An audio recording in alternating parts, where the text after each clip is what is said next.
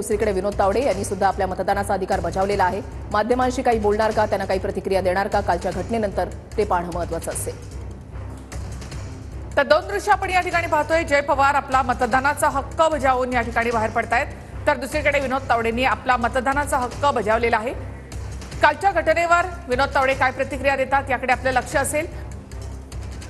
तर सगळ्याच उमेदवारांनी या ठिकाणी आपला मतदानाचा हक्क बजावला आहे। गिरीश महाजन यांनी देखील आपला मतदानाचा हक्क बजावलेला आहे। सपत्नीक त्यांनी या ठिकाणी मतदान केलेलं आहे। तर शरद पवार यांनी देखील बारामतीमध्ये आपला मतदानाचा हक्क बजावला। बहुतेक उमेदवारांनी सकाळीच मतदान करण्याकडे त्यांचा कल या ठिकाणी दिसून आलेला आहे। तर जय पवार यांनी देखील आपला मतदानाचा हक्क बजावलेला आहे। बारामतीमधली लढत ही पवार कुटुंबासाठी अत्यंत महत्त्वाची आहे।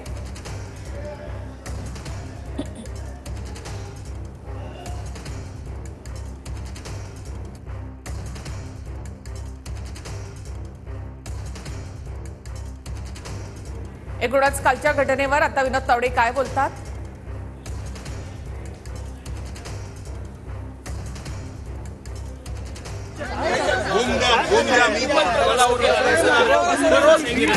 जो मामला सामने आया है उसमें सुप्रिया उनका ऑडियो नहीं है, ये फर्जी बीजेपी ने उनके खिलाफ फैलाया है और उसको लेकर उन्होंने सुधांशु त्रिवेदी को क्रिमिनल डिफेमेशन की नोटिस भेजी है। क्या कहेंगे? मेरा मानना है कि जो बातें हमको प्राप्त हुई है वो ऑथेंटिक बातें हमारे सुधांशु जी ने बताई है। अब जो इंक्वायरी कर लेंगे, लेकिन जैसे सुप्रिया जी ने कल मेरे बारे में झूठा बोला कि 5 करोड़ थे, एक पैसा मिला नहीं, पहले मेरे 5 करोड़ सुप्रिया जी वापस करें। शरद पवारांनी आज तुमच्यावरती टीका टिप्पणी केलेला आहे। शरद पवारांनी आज बारामतीमध्ये माध्यमांशी बोलताना सांगितलं की विनोद तावडे चांगले गृहस्थ आहेत, त्यांच्यावरती आरोप जे आहेत ते सिद्ध झाल्याशिवाय मी त्यांच्यावरती काही बोलणार नाही म्हणून। नेहमीच मला असं वाटतं की माननीय शरद पवार साहेब एक मॅच्युअर्ड राजकीय नेते आहेत, खूप सिनियर आहेत आणि ते मला तर खूप जवळून ओळखतात।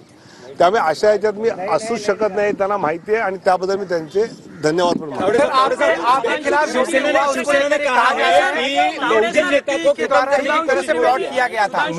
मैं कल वहाँ नाला सोपारा जाने वाला हूँ, ये किसी को पता नहीं था, क्योंकि मैं वाड़ा से लौटते समय उम्मीदवार राजन नाइक को फोन किया कैसे चल रहा है, उसने कहा हम कार्यकर्ता बैठे चाय पे आ जाओ। अब कार्यकर्ता बैठे तो 10-12 बैठे, ऐसा मानकर मैं वहाँ चला गया। इसलिए ये किसी की साजिश नहीं, कोई कारण नहीं और ऐसा कोई आपसी झगड़ा भी नहीं। और मेरा मानना है कि एक राजनीतिक घटना का लाभ लेने का प्रयास विपक्ष ने किया, क्योंकि वो हार रहे हैं और जब पुलिस को और इलेक्शन कमीशन को कुछ नहीं मिला तो फिर भी ऐसा कहना ये गलत है। वो झूठ बोल रहे हैं। कुछ मालूम था और गृह मंत्री ने पूरा किया होगा, इस तरह से संजय राउत का इशारा था। पूरा गलत है, पूरा झूठ है। मुझे ही नहीं मालूम था मैं जाने वाला हूँ। जो तय हुआ 2 मिनट पहले तय हुआ, ये तो वहाँ कल थे, देख रहे थे, तो मुझे मतलब मेरा आना हुआ बहुत अचानक हुआ कि निकल बोले आ जाओ चाय के लिए। मुझे लगा 10-12 लोग हैं तो मैं अंदर गया और मैंने वहाँ क्या बोला ये रेकॉर्डेड भी है सब जगह, तो कोई दिक्कत नहीं। तुम्ही म्हणतात की सुप्रिया सुळेने तुमच्यावरती 5 कोटींचे आरोप लावले, त्यात सुप्रिया सुळेंवरती काल रात्री तुमचे प्रवक्ते असलेले सुधांशु त्रिवेदींनी क्रिप्टोकरन्सीच्या संदर्भात त्या सगळ्या क्रिप्टोकरन्सीचा वापर या सगळ्या निवडणुकीमध्ये झालेला आहे, त्या पद्धतीचा आरोप केला आहे। ऑडिओ क्लिप्स व्हायरल्स होतात आहेत। नाना पटोले, सुप्रिया सुळे यांचे एक फॉर्मर IPS ऑफिसर आहेत रवींद्र पाटील, त्यांनी देखील या सगळ्या संदर्भातचे आरोप लावलेत। मला असं वाटतं की ठोस माहिती अधिकृत मिळाल्याशिवाय सुधांशु त्रिवेदी कधीच पत्रकार परिषद करत नाही, हा माझा त्यांचा विषय अनुभव आहे। सुप्रियाताईंनी आपलं म्हणणं मांडलेलं आहे की याची चौकशी करा, तर मला वाटतं चौकशी होईल, त्यात वास्तव बाहेर येईल। माझं मत आहे की जे आरोप आपल्यावर होतात त्याविषयी चौकशी तर झालीच पाहिजे आणि चौकशीतनं जे बाहेर येईल।